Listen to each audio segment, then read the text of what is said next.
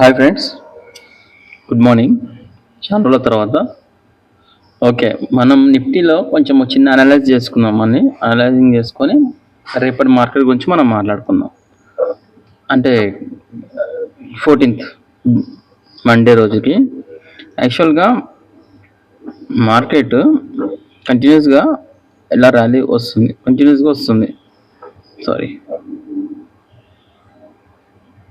Follow on అవుతుంది, కంటిన్యూగా follow on అవుతుంది.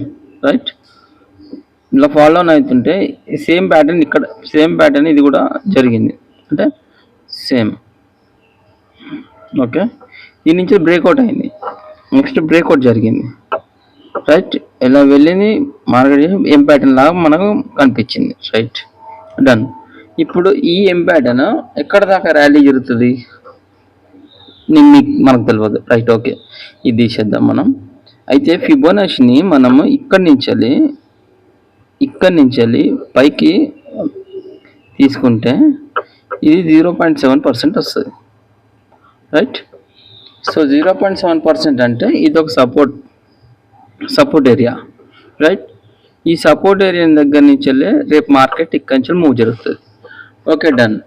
ఒకవేళ మార్కెట్ మూవ్ జరగకుండా మనకి నెక్స్ట్ ఫాలో అయింది అనుకుందాం, ఇక్కడ ఓపెన్ అయింది అనుకుందాం.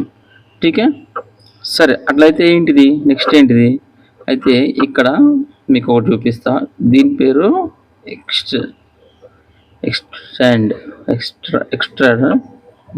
నాకు అనవసలేదు, ఫిబోనాచి ఎక్స్ట్రాక్షన్. Okay, done. ఇది మనం చూసుకోండి. తర్వాత నేను దీని నుంచి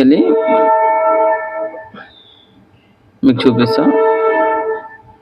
ఇది రివర్సల్ ట్రెండ్. సో ఇక్కడ నుంచి మేబీ ఇక్కడ వరకు రావచ్చు. 0.6% ఇది వస్తుంది.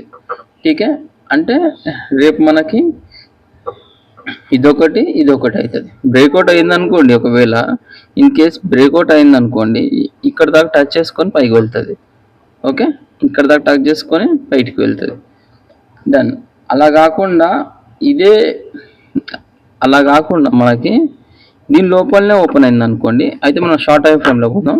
15 minutes టైం ఫ్రేమ్లో పోతే మీకు ఒకటి చిన్నది చూపిస్తా. రైట్, ఇక్కడ ఇలా ఉంది కదా, రేపు మార్కెట్ గ్యాప్ అప్ ఓపెన్ అయితే ఈ రేంజ్లోకి వస్తుంది. ఈ రేంజ్లోకి వచ్చి వెళ్తుంది. అంటే ట్రెండ్ లైన్ని టచ్ చేయాలని, అంటే సపోర్ట్ని సెర్చ్ చేయాలని కాదు. ఈ ఏరియా ఉంది కదా, దీన్ని సపోర్ట్ తీసుకుంటుంది.